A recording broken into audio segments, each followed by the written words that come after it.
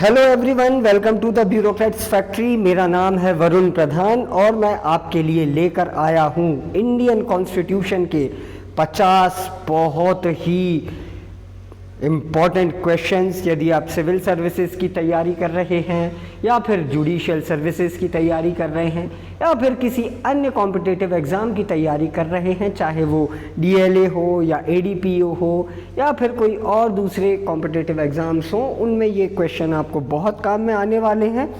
तो आइए शुरू करते हैं और बढ़ते हैं हम पहले क्वेश्चन की तरफ।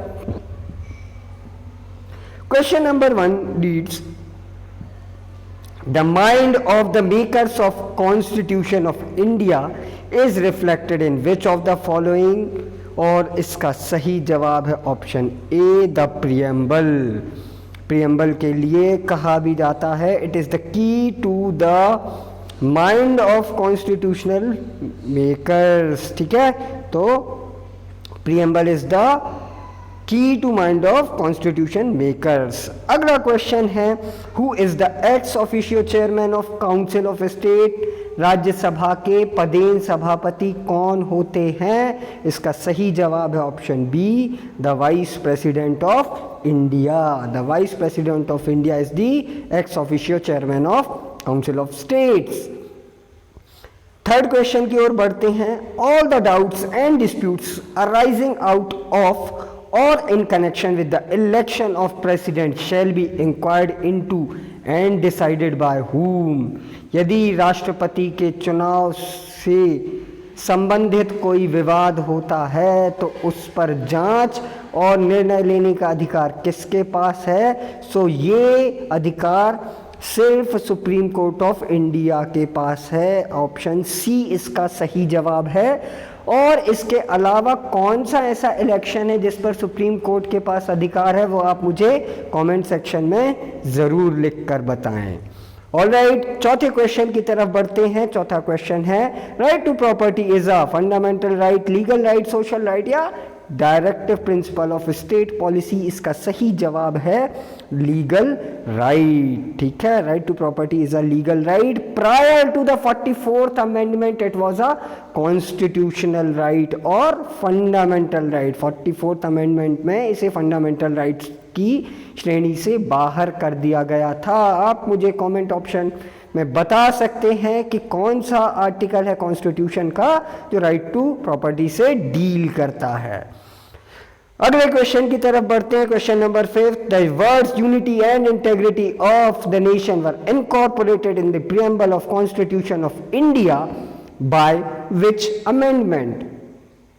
एकता और अखंडता शब्द देश की संविधान की प्रस्ताविका में कब जोड़े गए थे? इसका सही जवाब है 42nd अमेंडमेंट, ऑप्शन बी। ठीक है, अगले क्वेश्चन की तरफ बढ़ते हैं। Who administers oath to the president of India? Bharat के राष्ट्रपति को शपथ कौन दिलाता है? इसका सही जवाब है option A, the chief justice of India. और आप कमेंट सेक्शन में मुझे लिखकर बताएं कि राष्ट्रपति अपना त्यागपत्र किसको देते हैं? To whom president tenders his resignation. ठीक है, अगले क्वेश्चन की तरफ बढ़ते हैं। 7th question, a money bill can originate only in Lok Sabha, only in Rajya Sabha, in both the houses simultaneously or at the joint session of both the house? तो इसका सही जवाब है ऑप्शन ए, मनी बिल सिर्फ और सिर्फ लोकसभा में ओरिजिनेट हो सकता है। ये एक्सक्लूसिव पावर है लोकसभा का। आगे बढ़ते हैं अगले क्वेश्चन की तरफ। 8वां question, by operation of which article of the Indian constitution the law declared by supreme court shall be binding on all the courts within the territory of India? किस अनुच्छेद के तहत माननीय सर्वोच्च न्यायालय के निर्णय सब सारे न्यायालयों पर बाध्यकारी होते हैं? इसका सही जवाब है ऑप्शन बी, आर्टिकल 141। ठीक है, 9th question, who shell preside the joint sitting of both the houses of parliament? तो हम सभी जानते हैं जॉइंट सिटिंग कब होती है, जब कोई डेडलॉक की सिचुएशन हो, और डेडलॉक की सिचुएशन में जो जॉइंट सिटिंग होती है उसको प्रिसाइड करते हैं speaker of Lok Sabha. Option B is the right answer. ठीक है, आगे बढ़ते हैं 10वें क्वेश्चन की तरफ। In which of the following cases it was held that smoking in public place is violation of fundamental rights of life and personal liberty. इसका सही जवाब है option B, Murli S Deora versus union of India and others. Madhya Pradesh judiciary के exam में ये question बार बार पूछा गया है। और बाकी के जो 3 ऑप्शन हैं उन केसेस में सुप्रीम कोर्ट ने क्या कहा वो आप कमेंट बॉक्स में मुझे जरूर बताएं। 11th क्वेश्चन की तरफ बढ़ते हैं। Which of the following is not a constitutional body. बिल्कुल सिंपल क्वेश्चन है, इसका सही जवाब है option B, NITI Aayog. NITI Aayog is a statutory body, not a constitutional body. ठीक है, प्लानिंग कमीशन को रिप्लेस करके नीति आयोग बनाया गया है। फाइन, तो आगे बढ़ते हैं 12th क्वेश्चन की तरफ।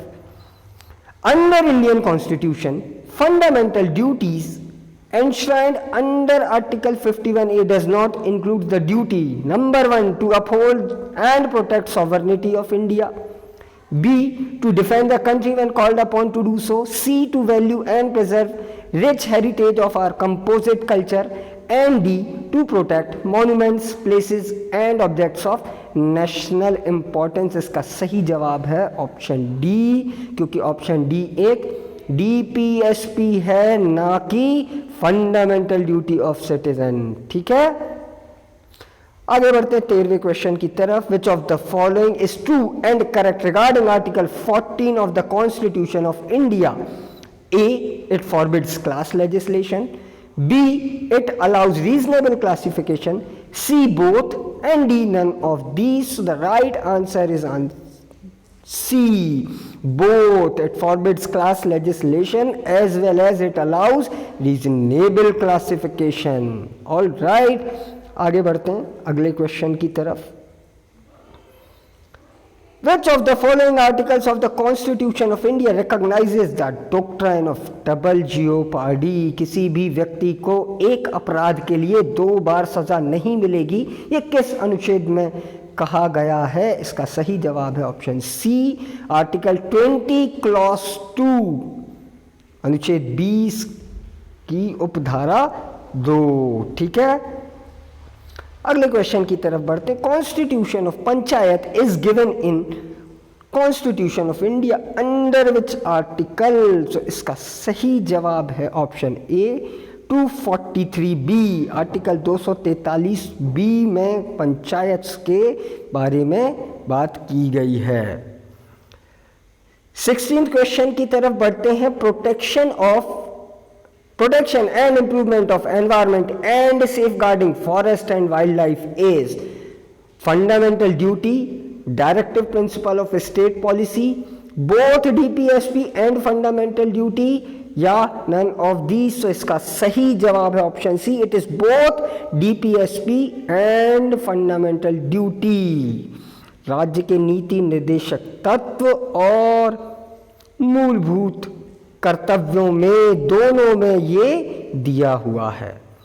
अगले क्वेश्चन की तरफ बढ़ते हैं। The Indian constitution explicitly mentions misconduct as a reason to remove A, member of Public Service Commission, B, a judge of Supreme Court, C, a judge of High Court, D, person with special qualification appointed by President or Governor। इसका सही जवाब है अ जज of supreme court. देखिए, member of public service commission और जज of high court को हटाने के लिए क्या ग्राउंड दिया है वो आप मुझे कमेंट में लिखकर बताएंगे। ठीक है, 18वें क्वेश्चन की तरफ बढ़ते हैं। Which among the following is not a fundamental right according to the constitution of India? निम्नलिखित में से कौन सा एक मूलभूत अधिकार नहीं है? A, right to equality, right to freedom of religion, right to constitutional remedies, equal justice and free legal aid. So इसका सही जवाब है answer D, equal justice and free legal aid, ये एक डीपीएसपी है। ठीक है, आगे बढ़ते हैं 19वें क्वेश्चन की तरफ। Which one of the following is not a directive principle of state policy? निम्न में से कौन राज्य का नीति निदेशक तत्व नहीं है? Number 1, organisation of village panchayat. Number 2, uniform civil code for citizens and non citizens. Number 3, right to work, to education and to public assistance in certain cases. Number 4, separation of judiciary from executive. और इसमें options हैं A 1, 2 and 3, B only 1, C only 4 and D only 2। इसका सही जवाब है D only 2। अब आप सोच रहे होंगे कि संविधान में यूनिफॉर्म सिविल कोड की बात तो की गई है, तो देखिए ध्यान देने वाली बात यह है, संविधान में डीपीएसपी में यूनिफॉर्म सिविल कोड की बात की गई है वो सिर्फ सिटीजन के लिए है, ना नॉन सिटीजन्स के लिए। तो ऑप्शन 2 गलत हो जाता है। ऑल राइट, आगे बढ़ते हैं 20वें प्रश्न की तरफ। In preamble of the constitution of India the people of India have resolve to constitute India into sovereign democratic republic, sovereign socialist democratic republic, sovereign socialist secular democratic republic, sovereign secular democratic republic। So इसका सही जवाब है option C, sovereign socialist secular democratic republic। S3DR की trick से आप इसको याद रख सकते हैं और कमेंट में मुझे बताएं सोशलिस्ट और सेक्युलर वर्ड हमारे प्रीएम्बल में कब जोड़ा गया था। ठीक है, आगे बढ़ते हैं अगले क्वेश्चन की तरफ। 21वां question, which of the following writ can be issued against private individual as well as public authority? So number 1 is habeas corpus, number 2 is mandamus, number 3 is prohibition and the options are A 1 only, B 2 only, C 1 and 3 only and D 1, 2 and 3 only। इसका सही जवाब है option A 1 only। सिर्फ habeas corpus की writ ऐसी writ है जो एक इंडिविजुअल के अगेंस्ट भी इशू हो सकती है in case of unlawful detention. ठीक है, 22वें क्वेश्चन की तरफ बढ़ते हैं। The state shall provide free and compulsory education to all the children at the age of 6 to 14 years is enshrined in which article? Article 21, Article 21A, Article 25 और Article 30। इसका सही जवाब है Article 21A। 86th अमेंडमेंट से इस article को जोड़ा गया था, उसके पहले तक ये एक इम्प्लिसिट राइट थी जो आर्टिकल 21 में इनकॉर्पोरेटेड थी। 23rd क्वेश्चन की तरफ बढ़ते हैं। In which of the following amendment of the constitution made is mandatory for president to accept the advice given by council of minister? किस संविधान संशोधन में ये राष्ट्रपति के लिए बाध्यकारी कर दिया गया था कि उन्हें मंत्री परिषद की सलाह माननी ही होगी, और ये किया गया था 42वें संविधान संशोधन में, 42nd अमेंडमेंट में। ऑल राइट, आगे बढ़ते हैं 24वां क्वेश्चन देखते हैं। An ordinance can be issued by the president at any time when A the parliament is in session, B Lok Sabha is not in session, Rajya Sabha is not in session, D both the house of parliament are not in session. इसका सही जवाब है D, जब संसद के दोनों सदन session में नहीं होंगे ऐसी कंडीशन में ऑर्डिनेंस इशू किया जा सकता है। राष्ट्रपति एक अध्यादेश जारी कर सकते हैं जब संसद के दोनों सदनों का सेशन नहीं चल रहा होगा। 25th क्वेश्चन की तरफ बढ़ते हैं। Article of constitution of India which relates to uniform civil code for citizens. So इसका सही जवाब है B, article 44 uniform civil code के बारे में आर्टिकल 44 में प्रोवाइड किया गया है।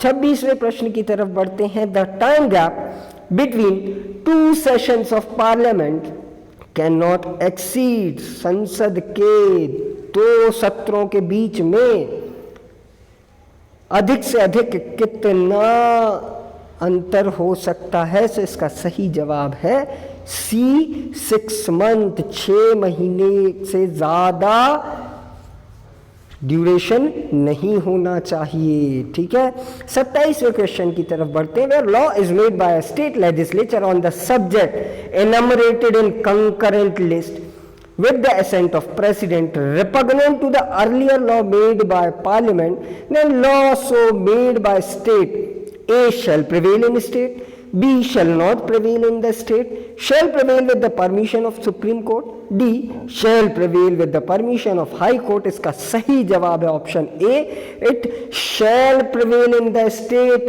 लेकिन जो रिपग्नेंसी है उतना पार्ट ऑपरेशन में नहीं रहेगा। फाइन। आर्टिकल 28 की तरफ बढ़ते हैं।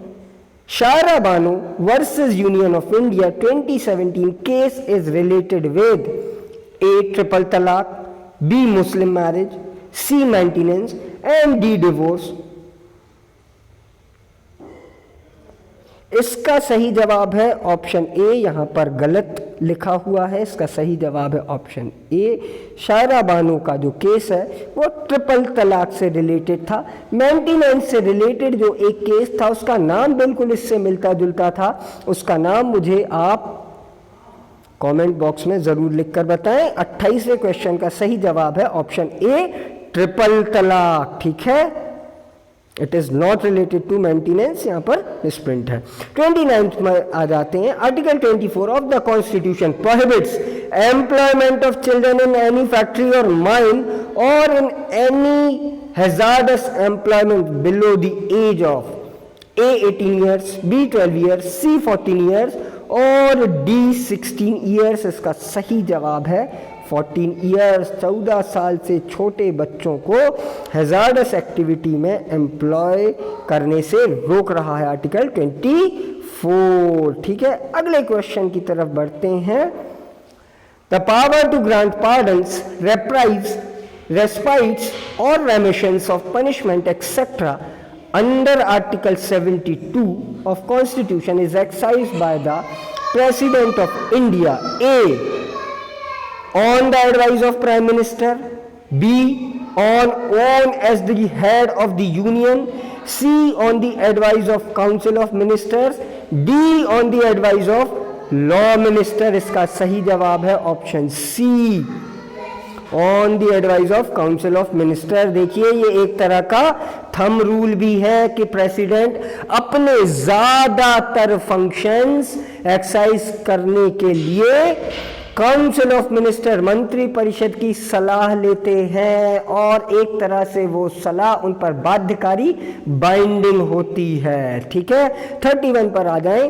विच article in the constitution of India relates to the subject matter of laws made by parliament to give effect to treaties and international agreement। इसका सही जवाब है article 253, article 253। Answer is option D, option D is the right answer. Next question, who among of these determines the question whether a member of Lok Sabha has become subject to disqualification on the ground of defection in term of 10th schedule of the constitution? A speaker of Lok Sabha, B the president of India, C the election commission of India, D a special committee formed by parliament for this purpose only। इसका सही जवाब है A the speaker of Lok Sabha। ठीक है, दल बदल कानून के लिए निर्णय लेने की शक्ति लोकसभा के सभापति के पास होती है। ठीक है, अब मुझे आप कमेंट बॉक्स में ये लिखकर बताएं 10 शेड्यूल किस अमेंडमेंट में ऐड किया गया था। 33rd क्वेश्चन पर आ जाते हैं।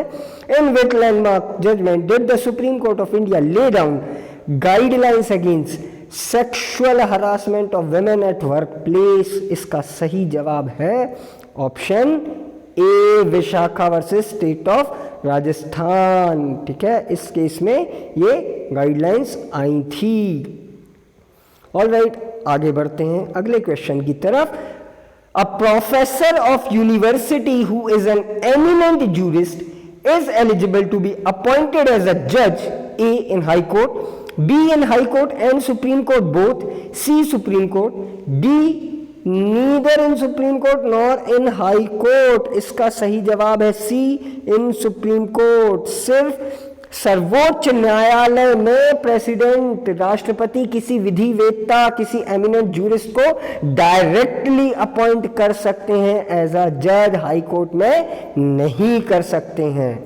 35th क्वेश्चन पर आए। Who among the following hold his office at pleasure of the president? A speaker of Lok Sabha, B attorney general of India, C comptroller and auditor general of India, D chairman of union public service commission. So इसका सही जवाब है B, attorney general of India. He is the first law officer of country and he act as the counsel to the government of India who gives advice on certain legal matters। so ये pleasure of president में post hold करते हैं, जबकि CAG और chairman of UPSC को हटाने का एक कठिन सा प्रोसीजर हमारे कॉन्स्टिट्यूशन में है। Same goes with the speaker of Lok Sabha, ठीक है।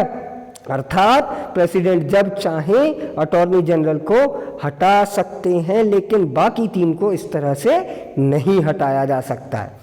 36वें क्वेश्चन की तरफ बढ़ते हैं। In which of the following which dispute is not covered in original jurisdiction of supreme court? Original jurisdiction of supreme court में निम्न में से कौन से विवाद नहीं आते हैं? A. Between the government of India and one or more states. B. Between the government of India and any state or states on one side and one or more states on other side. C. Between two or more states. D. Pre-constitutional treaty or agreement। so इसका सही जवाब है D, pre-constitutional treaty और agreement. कोई भी संधि या समझौता जो हमारे संविधान के लागू होने के पहले हुआ होगा, उसके लिए कोई ज्यूरिसडिक्शन नहीं है सुप्रीम कोर्ट के पास, या यूं कहें ओरिजिनल ज्यूरिसडिक्शन नहीं है सुप्रीम कोर्ट के पास। 37वें क्वेश्चन की तरफ बढ़ते हैं। Which of the following cases it was held that the preamble to the constitution is an integral and operative part of India? एक अभिन्न अंग है भारत के संविधान की प्रस्ताविका। ये किस केस में कहा गया था? सो ये कहा गया था Kesavananda Bharati versus state of Karnataka में। और इस बहुत ही फेमस केस में एक सबसे महत्वपूर्ण बात जो कही गई थी वो आप मुझे कमेंट सेक्शन में जरूर लिखकर बताइएगा। 38th question. Which of the following writ can be issued only against judicial और quasi judicial authorities? A habeas corpus, B mandamus, C certiorari and D quo warranto. तो इसका सही जवाब है option C certiorari. Option C certiorari is the right answer. Habeas corpus तो public और private दोनों के अगेंस्ट इशू हो सकता है। मैंडेमस सिर्फ किसी public authority other than judicial authority को इशू होता है, and same goes with quo warranto. So certiorari can be issued only against judicial और क्वासी जुडिशियल बॉडीज। अगले सवाल की तरफ बढ़ते हैं। Which of the article of constitution of India provides provision for uniform civil code? ये question repeated है, लेकिन इसका सही जवाब है article 44, that is option D, ठीक है। Who decides a dispute regarding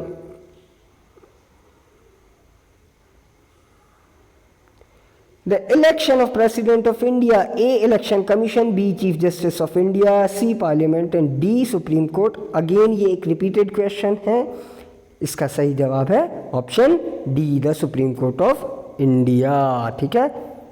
41st question की तरफ बढ़ते हैं। On proclamation of emergency under article 352 the president has power to suspend fundamental rights except the rights secured by 19 and 20, 20 and 21, 21 and 22, 19, 20 and 21 इसका सही जवाब है option B article 20 and 21। Article 20 and 21 suspend नहीं हो सकते हैं, ठीक है। आगे बढ़ते हैं 42nd क्वेश्चन की तरफ। When the two houses of parliament differ regarding a bill, deadlock is resolved by A. joint sitting of the two house, B. the president of India, C.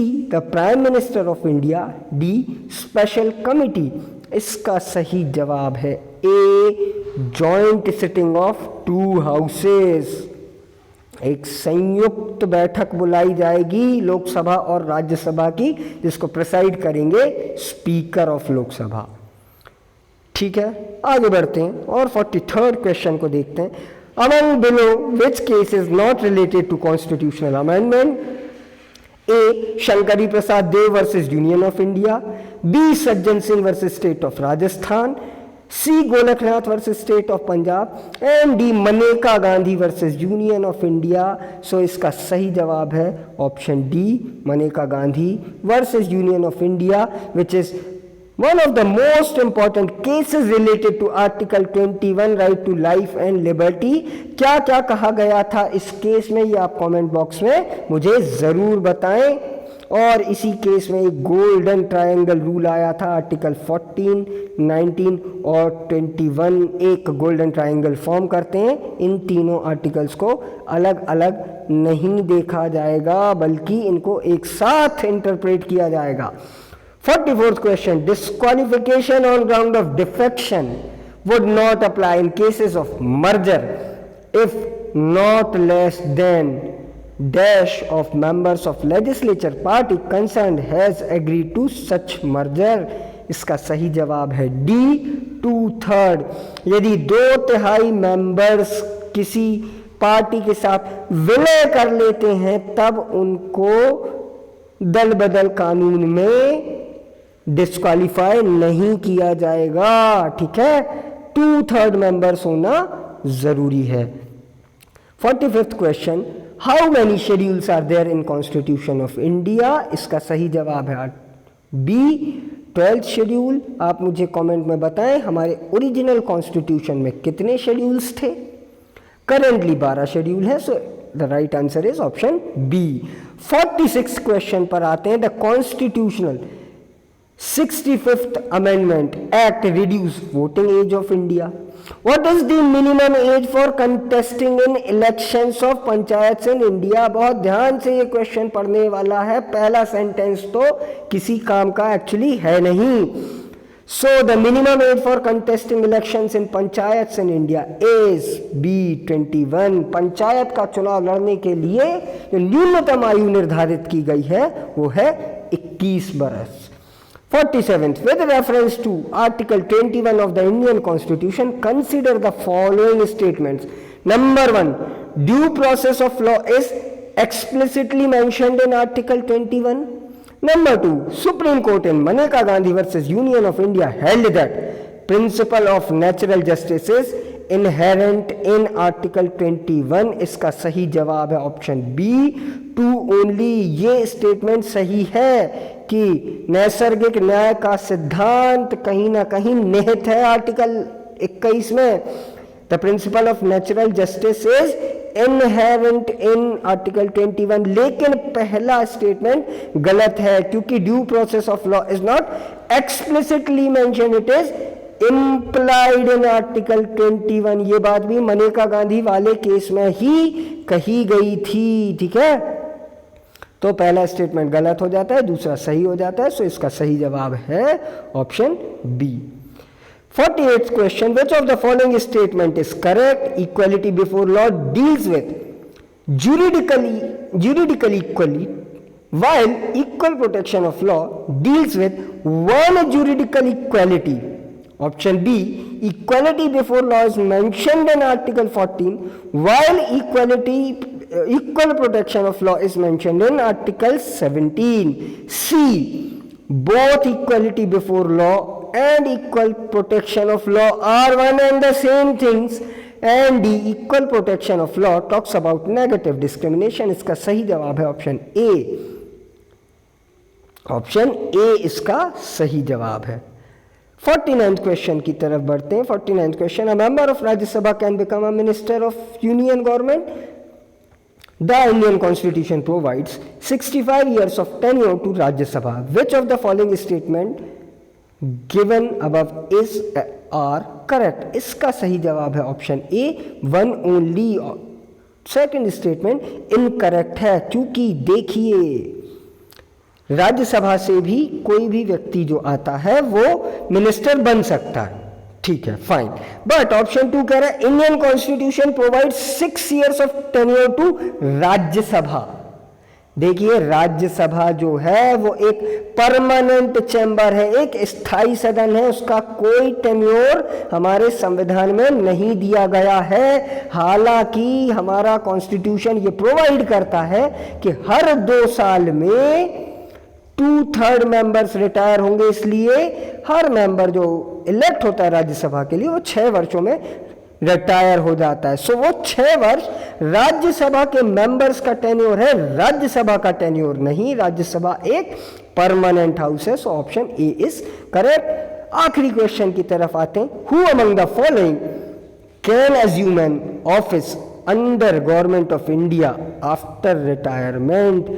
इसका सही जवाब है chairman of union public service commission. ये एक नहीं, sorry, इसका सही जवाब होगा option D, none of the above. इन सभी को रोका गया है कि आप रिटायरमेंट के बाद कोई ऑफिस होल्ड नहीं करेंगे. इसका सही जवाब है option D, none of the above. CAG, UPSC के चेयरमैन और इलेक्शन कमिश्नर कोई और ऑफिस होल्ड नहीं कर सकते हैं. So ladies and gentleman, these were 50 most important question related to Indian polity. I hope ये आपको बने भी होंगे क्वेश्चन और ये आगे आपको काम में आएंगे. यदि कोई भी डाउट किसी क्वेश्चन से रिगार्डिंग है तो आप कमेंट बॉक्स में मुझसे पूछ सकते हैं. और यदि ये क्वेश्चंस आपको पसंद आए हैं तो इस वीडियो को लाइक करें, अपने दोस्तों के साथ शेयर करें और द ब्यूरोक्रेट्स फैक्ट्री को सब्सक्राइब करना ना भूलें. Thank you so much. हम जल्दी और 50 क्वेश्चन लेकर आएंगे इंडियन पॉलिटी से related. Thank you so much for watching this video.